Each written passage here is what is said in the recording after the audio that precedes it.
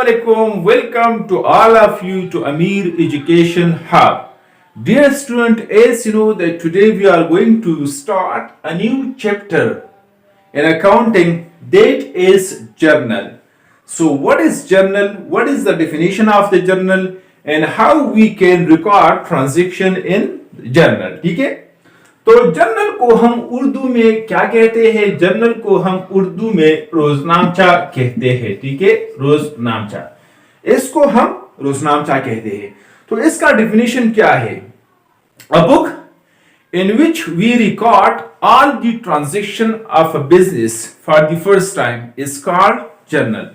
वो किताब जिसमें हम किसी भी बिजनेस ऑर्गेनाइजेशन के ट्रांजैक्शन जो है फॉर द फर्स्ट टाइम क्या करते हैं? रिकॉर्ड करते हैं, उसको हम क्या कहते हैं? Journal. A book in which all the transactions of a business are recorded for the first time is called journal. Journal को हम बुक ऑफ ओरिजिनल एंट्री भी कहते हैं और जर्नल को हम बुक ऑफ ओरिजिनल रिकॉर्ड भी कहते हैं और हम इसको डे बुक भी कह सकते हैं because day to day transactions are recorded in this book. ठीक है, क्योंकि जितनी भी रोज के ट्रांजैक्शंस होते हैं वो पहली दफा कहां पर रिकॉर्ड होते हैं? वो जर्नल में रिकॉर्ड होते हैं। ठीक है, सो जर्नल क्या है? ये बिजनेस ऑर्गेनाइजेशन की अकाउंटिंग का पहला किताब है जिसमें फॉर द फर्स्ट टाइम जो है ट्रांजैक्शन, सबसे पहले ट्रांजैक्शन किधर रिकॉर्ड होता है? ट्रांजैक्शन जो है वो जर्नल में रिकॉर्ड होता है। इसके बाद जो है फिर लेजर में पोस्ट होता है, फिर ट्रायल तैयार होता है, फिर उसके बाद जो है फाइनेंशियल स्टेटमेंट्स, ठीक है, बैलेंस शीट और प्रॉफिट एंड लॉस या ट्रेडिंग अकाउंट जो है हम तैयार करते हैं। ठीक है, तो फर्स्ट ऑफ ऑल क्या होता है? फर्स्ट ऑफ ऑल जो है कोई ना कोई ट्रांजैक्शन जो है वो आकर होती है। ठीक है, पहला जो है क्या होता है? ट्रांजैक्शन होता है। ठीक है, तो जर्नल के रिकॉर्ड होने से पहले, जर्नल में किसी भी ट्रांजैक्शन को रिकॉर्ड होने से पहले क्या होता है? कोई ना कोई ट्रांजैक्शन होता है। ट्रांजैक्शन क्या है?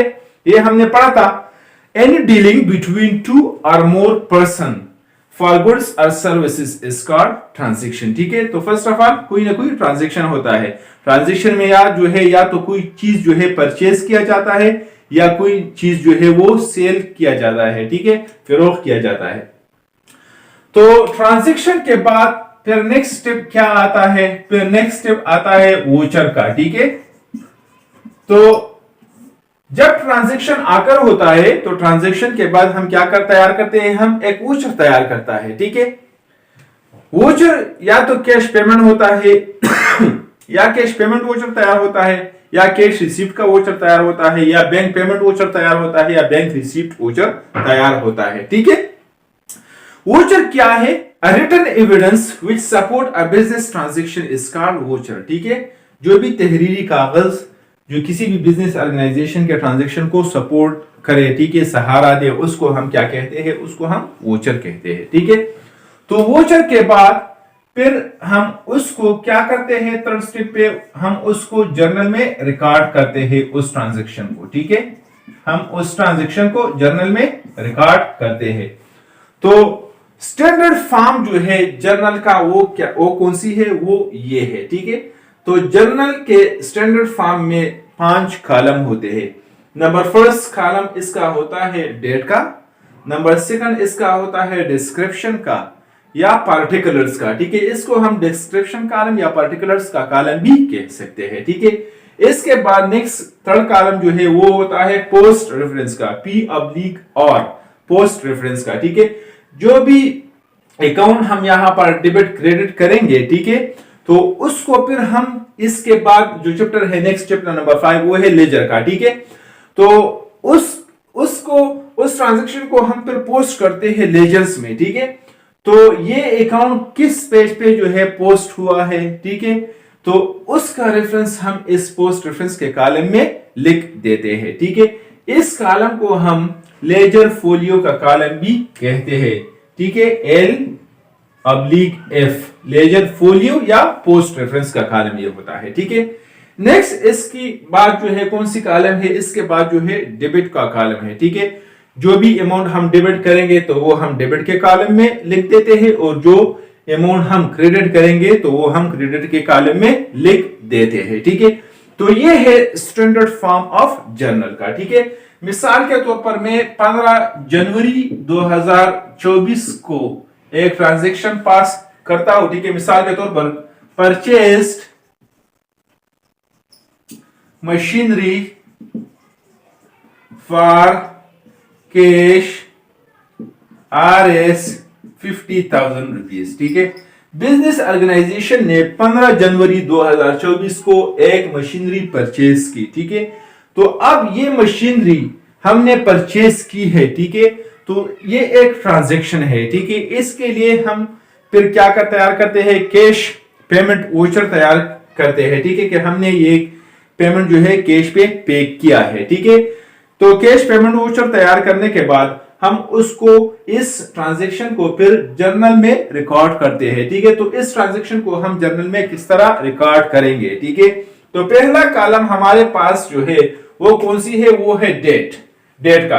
तो डेट कौन सी है, 15 जनवरी 2024 को। ठीक है, 15 जनवरी 2024 को, 15 जनवरी 2024 ये डेट जो है मैंने डेट के कॉलम में लिख दिया। ठीक है, अब हमने क्या परचेस किया है, हमने मशीनरी परचेस की है। ठीक है, और कितने अमाउंट पे, 50,000 रुपीज पे। ठीक है, तो हम डिस्क्रिप्शन के कॉलम में थोड़ा सा डिस्क्रिप्शन दे देंगे। ठीक है, मशीनरी अकाउंट की, के मशीनरी अकाउंट जो है ये परचेस की गई है, तो मशीनरी एसेट है, एसेट में इजाफा हो रहा है, तो increase in asset account will be debited.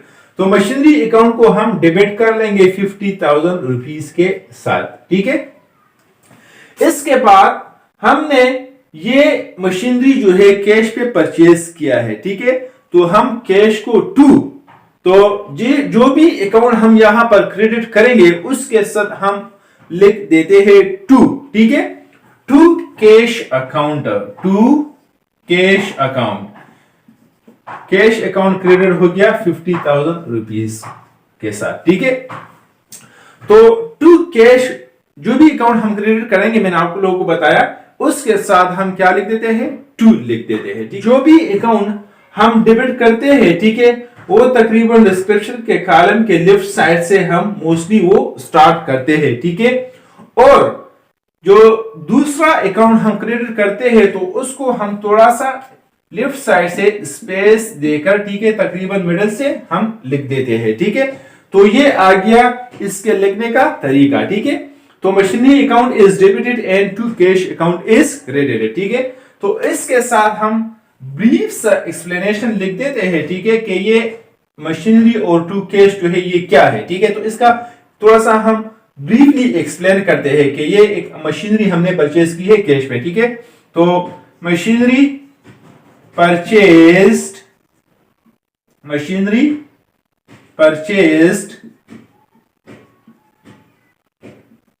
For cash, तो ये हमने थोड़ा सा एक्सप्लेनेशन दे दिया। ठीक है, कि ये हमने मशीनरी परचेज की है कितने अमाउंट के साथ, 50,000 रुपीज के साथ। ठीक है, और ये एक लाइन हमने इसके नीचे ड्रा किया। ठीक है, कि मतलब ये ट्रांजैक्शन जो है इस डेट पे जो है वो ट्रांजैक्शन नहीं हुए है। ठीक है, तो ये हमने लूज कर दिया, एक लाइन हमने ड्रा कर दिया। ठीक है, मिसाल के तौर पर 20 जनवरी 2024 को हमने क्या पे किया, हमने बिल्डिंग का रेंट पे किया। तो रेंट पेड RS मिसाल के तौर पर 20,000 रुपीज। ठीक है, हमने जो बिल्डिंग का रेंट था, ठीक है, वो हमने पे किया।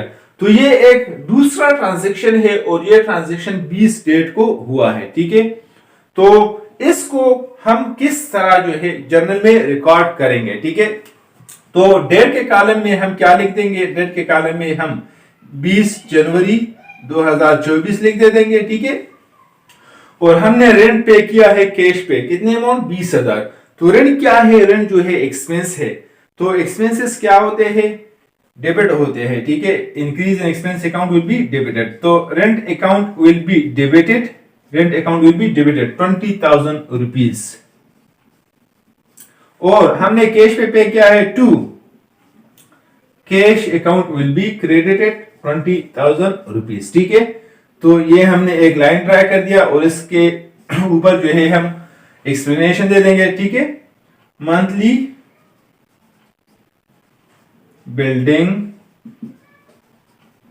रेंट पेड, कि जो मंथली बिल्डिंग का जो हमारा रेंट है वो हमने पे किया। ठीक है, इसके बाद मिसाल के तौर पर 25 जनवरी को, ठीक है, 25 जनवरी 2024 को बिजनेस ऑर्गेनाइजेशन ने एम्प्लॉइज को क्या पे किया? सैलरीज पे की। तो सैलरीज एक्सपेंस है, increase in expense account will be debited. Salaries expense account will be debited. ठीक है, कितने अमाउंट का? मिसाल के तौर पर 15,000 रुपीज बिजनेस ने सैलरीज पे की है। ठीक है, टू कैश अकाउंट 15,000 हम क्रेडिट कर लेंगे। ठीक है, तो यहां पर हम नरेशन दे देंगे। ठीक है, सैलरीज पेड टू एम्प्लॉइज,